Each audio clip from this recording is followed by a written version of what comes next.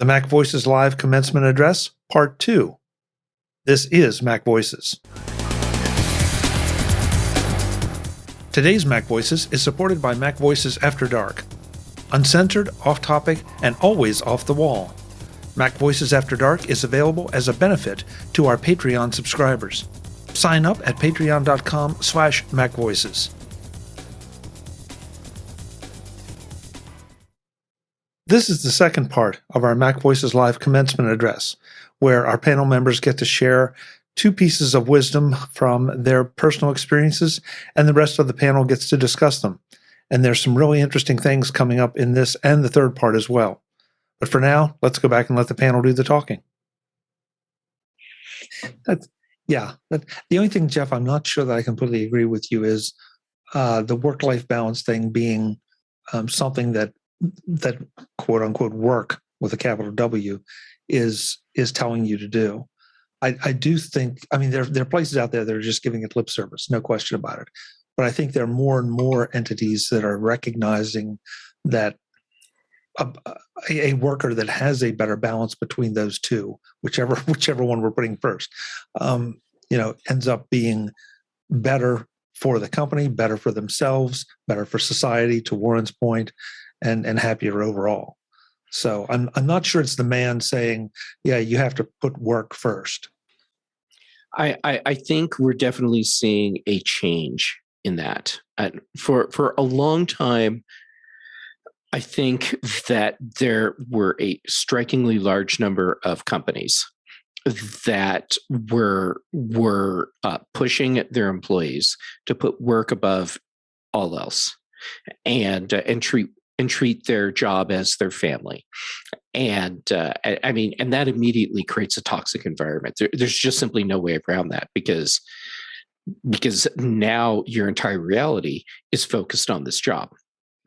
I think that we had started seeing a shift where the workforce was thinking, maybe that's not what I want. And then over the past couple of years, as we've seen massive changes in how people view their jobs and their careers through the pandemic, I think we're seeing more companies realizing that they need to take into account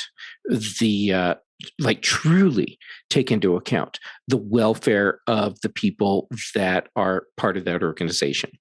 So that's a positive thing. We're in a job market era right now, and it's good for job hunters, but that's not always going to be the case, and people won't. It's going to flip again where the economy is good and you can't get a job, and that's going to be the problem with some of these kids.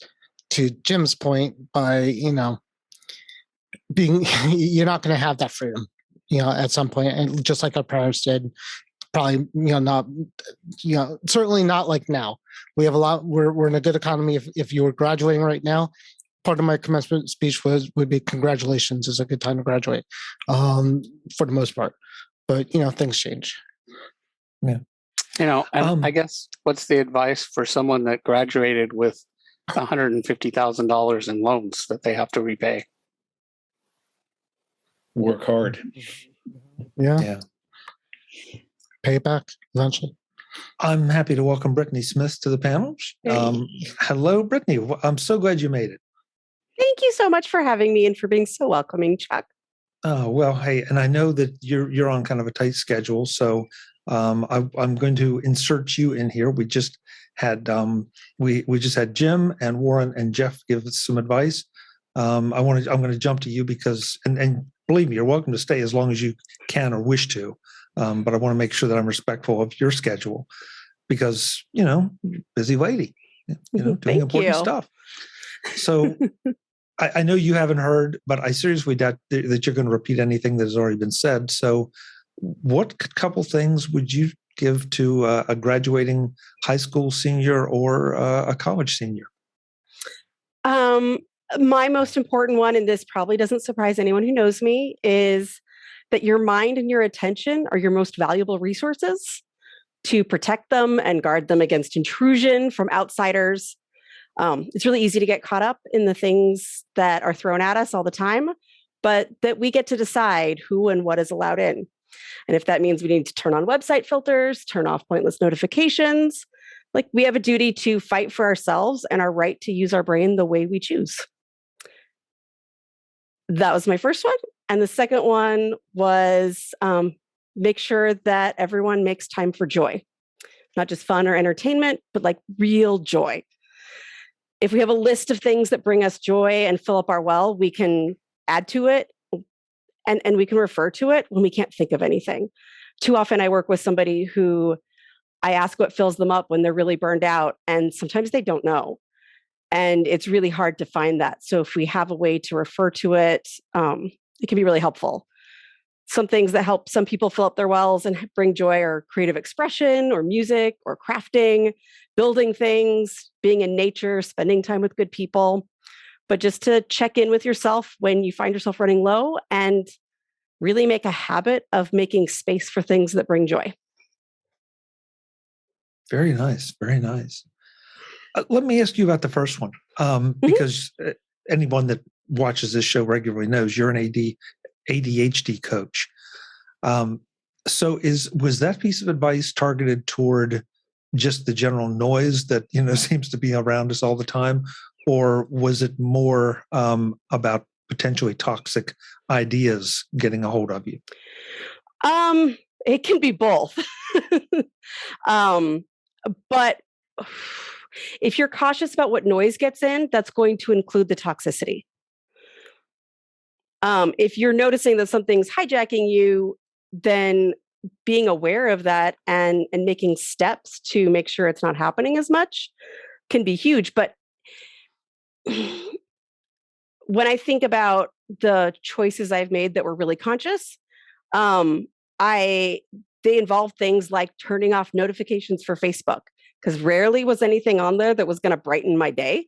It was often very toxic, but also it hijacked my attention. It also hijacked my limbic system. So I was all upset about something somebody put on the internet, and I get to choose if that happens. And sometimes the best way to choose is to not let it in at all. Okay. I know you were getting a thumbs up on your first piece of advice from Mark Fuccio. Oh, thanks. I had my notes in front of me, so I didn't see it. Yeah, which is not easy to get that out of Mr. Fuccio.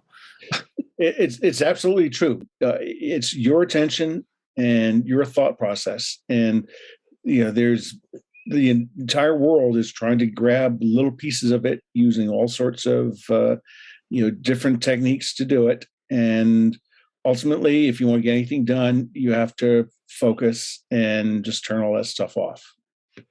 Yeah, it's one of the most valuable, marketable, sellable resources is your attention. I mean, fundamentally, it's really one of the only things we have that's uniquely ours. Yep. Brittany, you just said a mouthful there. That's a really interesting statement. It's a very valuable resource that lots of companies work to get. It is. And this is why I think, and maybe this is a topic for another show, but this is why I think, podcasting is so misunderstood, and all these other big companies like Spotify and all the other ad insertion networks are trying to turn it into a crappy AM radio where you insert junk, that's just going to drive listeners away from podcasts. Podcasts are a completely different type of medium, and it's all about you're voluntarily giving your time and attention to that host or set of hosts and that topic and that episode, and to come in with that with all sorts of other pollution. And marketing doesn't have to be that. When marketing is its most effective, it's a good intentional match of the content I'm watching and the thing that is being advertised. Right. A lot of good fits are, hey, I am a tech product. I am advertising on a tech podcast. Perfect. I can learn about a thing and try it. Yes. But the other thing is, there's so many just brain dead old school marketeers out there that are trying to, get your attention. And, that's very rich topic. Let's reserve this for another show instead of doing half, justice or a tenth of what it deserves. I'm on board. Yeah, I agree, Mark. But one thing I have to comment on, I think, because I'm very, very aware of the amount of competition there is out there for people's eyes and ears in the podcast space. Forget all the competing media. And, I always appreciate the fact that people give us any attention or any space in their lives, because I'm painfully aware of just the choices that are made. Because I know how I have shows that I would love to listen to, even the friends of mine produce, that I just have to put them lower on the priority list. Not because, I don't want to listen to them. It's just, you've got to do sort of your own little cost benefit analysis and say, what is going to give me the most bang for the buck, or in this case, the bang for the time. So, which is actually another way to think of our attention is as a form of currency, and one that you don't get back. You have to work really hard to replenish. Good. See, I knew you'd be that brilliant. fits so nicely with my advice on work on life balance. Oh, I like it. Yeah. Good. Thank you, Brittany. Thank you. Mm-hmm. Thank you. Stick around as long as you can and comment on everybody else's. This is great. So, Mr. Fuccio, thank you for letting me insert Brittany in there ahead of you. I'm really anxious. Chuck, it's your show. You get to call the order. Well, yeah, but I'm anxious to hear yours, because I think you and I have a certain bent in a little bit different direction than maybe some of the other folks here. So what two pieces of advice do you have? Well, this is very timely. I have a nephew who's graduating in a couple of weeks. So, you try to figure out, how to boil down what you know and pass it on to somebody else. My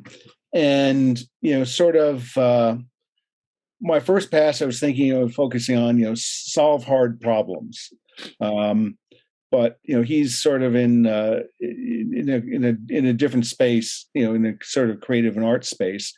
And then I was thinking about, okay, well, what have I learned? What have I done? And I just want to steal, what Jerry Wiesner said at my commencement address at MIT many years ago. It's just two words: keep moving. And I think that really boils down a lot of wisdom into, very succinct, compact form. I think it encompasses things that both Jim and Jeff touched on.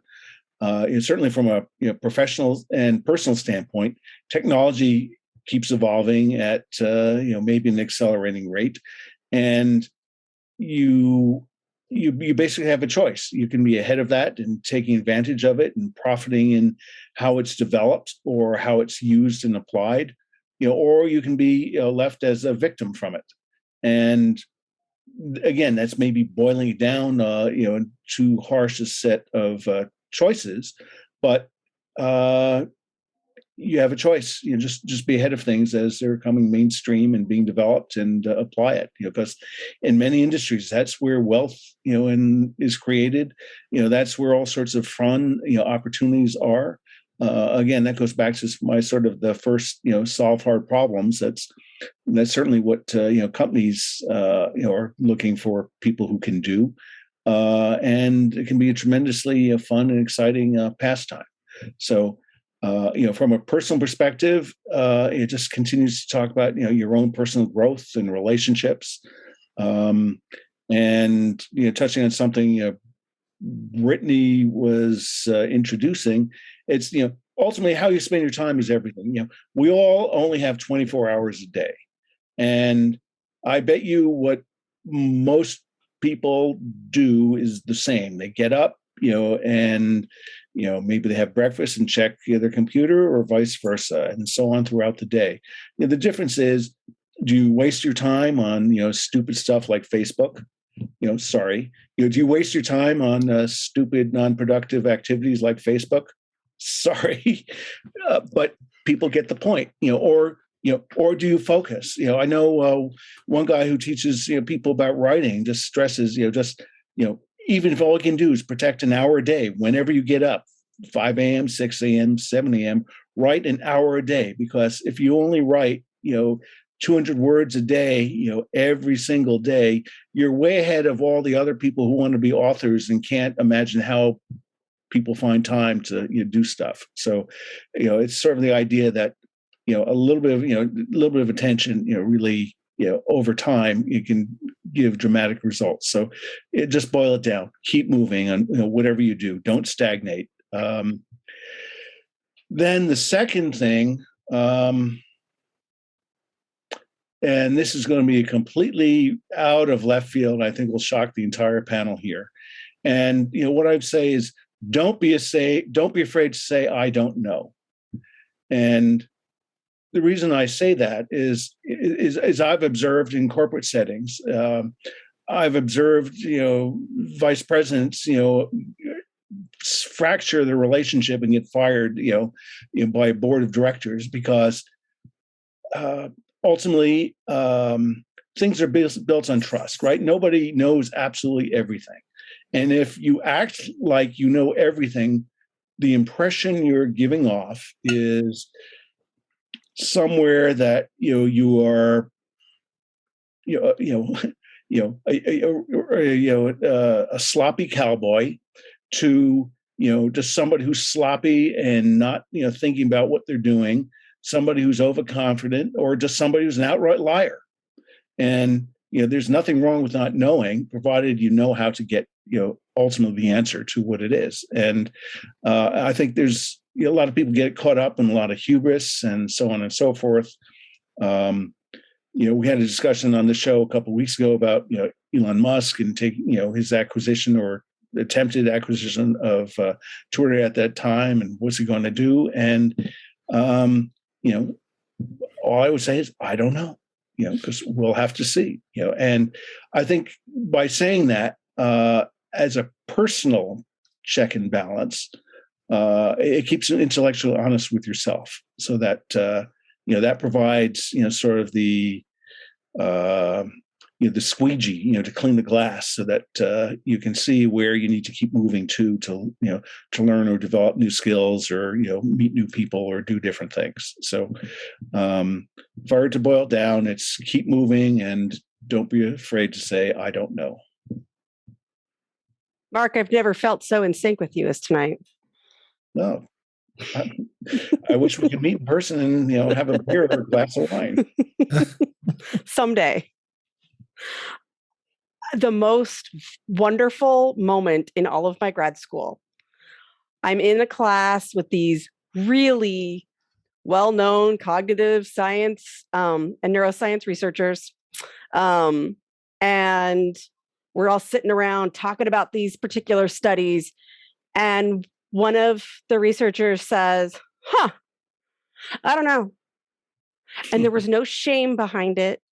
There was no fear. And I learned in that moment that I was allowed to not know too. And that's where you need to go and figure things out. Or like to say, the scientific discovery happens when somebody says, I didn't expect that. Yeah. But it's also honest. And that's how you build trust, is like, I'm not sure. This is a possibility. And yeah. I find it really interesting that you remembered that particular incident from grad school. I mean, that grad school is nothing but a series of imposter syndromes. That's the most awesome thing I've heard in a long time. The other biggest thing I could say about graduate school is it mostly teaches you what we as humans don't know, but especially what you don't know. But yeah, it's a series of horrible imposter syndromes. And having somebody say, I don't know, and feeling like that was okay, it was powerful. That's really, yeah, we got a number of, we're going to get a number of shows out of this particular discussion. I'm not sure they're all going to necessarily be tech, but they're going to be some good discussions. Thank you, Mark. Thank you. Seriously, a lot of wisdom in those statements. David Ginsburg. Yes. I've been anxious to hear everybody's thoughts on this particular topic. So, what do you have? Well, I'm basing on my experience and what my life has led as far as what we've been talking, and I'm pretty similar to a lot of what everybody has talked here tonight. I say do what you love, and success will follow, and that's probably the biggest thing I've always thought of. Not everybody likes college. Not everybody has finished college, and in my case, I didn't. And I took a different road than many of you did, and I'm proud of the fact that I was able to take that road and be able to be successful because that was the decision I made. So I think if any advice, one of my first things is going to say is, I'm not saying don't go to college, but if you do, that's something that you're going to strive for to improve your life. And that kind of spins to my second topic is the fact is self-teaching yourself anything. In my case, it was technology. Everything I know was self-taught. So I went through and got certified, did all those kinds of things. I don't think you'll regret it later, because I see so many people that I've been around, and these kids these days that are going to be getting out of college obviously had a much more of an advantage than I did when it came to learning technology, because technology is our life now. Especially the advent of social media and being around a lot of stuff. So. I don't think you'd regret it. So, I look back to some of the jobs I've had and how my career excelled. I'm going from working in retail to going into other careers that weren't technology related until now, and I didn't know anything, and I was given a chance. That's because I self-taught myself and learned it, and now I've been very successful in the career I am now for today. And that's if any advice I'm going to give in that second spot is the fact that make sure you're self-teaching yourself, and not necessarily what you learn in college. College isn't for everybody, and you're not you don't learn real life when it comes to this stuff. So if you don't do that, my opinion, it's going to be tough. So. Yeah, I'd agree. I think that probably the best thing about college is learning how to learn, because you need to do that, as you were saying, forever. No Wikipedia can help you with that. Unlike when I was, in even high school, there wasn't a lot. You couldn't just find any information instantly. You were starting to be able to find some information, but yeah, the ability to get additional information or wisdom from information, those are very invaluable. David, that advice, I think, is really timely right now, as we're seeing the costs of colleges or of higher education go up, and more kids and parents and families, are trying to evaluate the worth of that, and sometimes they're trying to figure it in dollars and cents. Sometimes they're just trying to figure it out in less precise ways, like maturity and all. So, right. I think that's really, really good. I mean, do you have any advice for anybody on how to make that decision, or do you think it just comes from the gut? It just kind of comes from the gut. Sometimes you feel once you've graduated high school, some people, I did go do some college. You go to junior college, and that's almost like being in high school, kind of. But I did. I think you kind of have to explore to see where you want to go in your career. And I had a slow road to where I am today. So, but I got there, and not a lot of people are excel and accelerate and get into good roles right out of college, and some don't. It's really, as I say, and then there are some folks out there that did get, they got a master's degree, they got a lot of what they have in their college, and then they're not doing the career that they want, and they're not making the money they want. So it really is, you got to think where is it good for you? And I got lucky. I think it worked out well in my case, and I don't regret it. David, can I ask a question? Because some of what you're saying, I think, blends into something. Had this been a more open-ended, just the role of working for somebody, having a boss, having a mentor. Sometimes it's the same person, sometimes they're different, but I think that's very important. And there's a lot of I think sort of folklore and verbal wisdom passed down about how people fit. And I think, like Jim said early on, this is not a drill. Take it seriously. Don't do something, and if you fuck up, just act like, oh well, I bet on the wrong team, in the Super Bowl, because things ultimately do have consequences. Yep, I agree. So, were you helped along by a particular mentor or boss? Yeah, early in my career, probably had some good bosses, and I'm sure all of us here can say we have a lot of bad bosses too. And I don't know if any one particular person stands out. I think my current career now, I think I've had some great mentors and had some. I think that's really where a lot of my success occurred. And again, it's all, some of it's luck, some of it's you have to work well with people, and that's I think one of the biggest challenges a lot of people have is the fact that once you get out in that world and start your career, some people have a difficult time getting along with people and having to adjust. And my personality is more, I'm kind of a go with the flow kind of guy, and but so if there's something not right, I'm going to also say something too. But I think that's, if anything, that's of where my successes have been. That's where, of anything. And I look back, and for my current role, I've worked 22 years. That's unusual to see somebody working for a company for that long a period of time.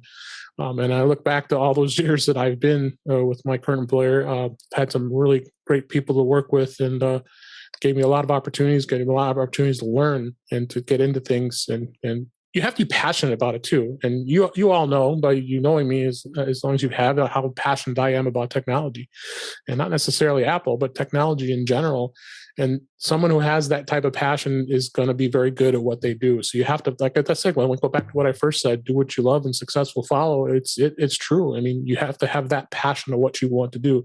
Some people love finance. Some people like, working in retail. Some people like, working other types of roles. And in my case, that's always been my passion, not necessarily even in my career, but it's also in my hobby too. So I guess it's unusual too. My career and my hobby can be in the same world. And that's where it is, because when you look in my room here, I've always been immersed within technology in front of me, no matter where I am. And it's always been that way. So that's, there you go. The word passion. You just have to be passionate about what you want to do. Your career obviously is important.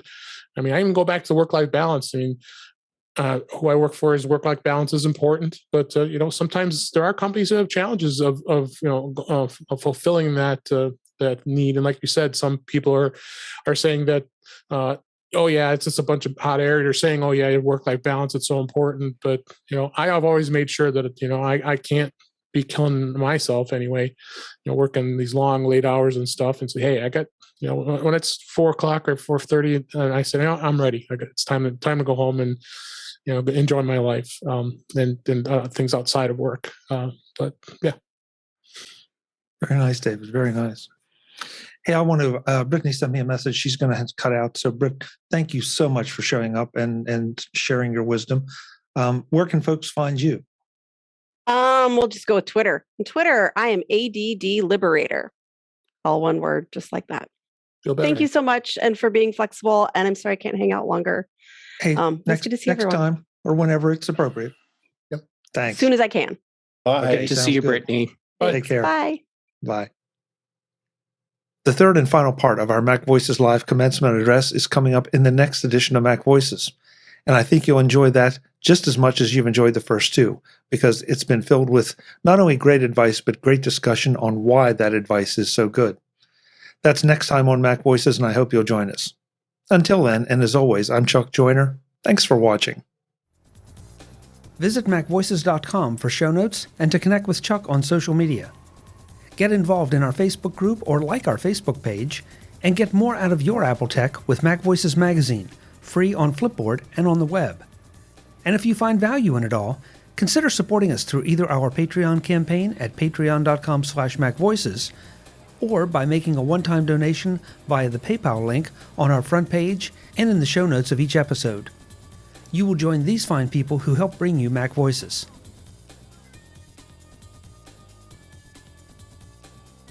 Advertising handled by Backbeat Media at backbeatmedia.com. Bandwidth provided by CacheFly at cachefly.com.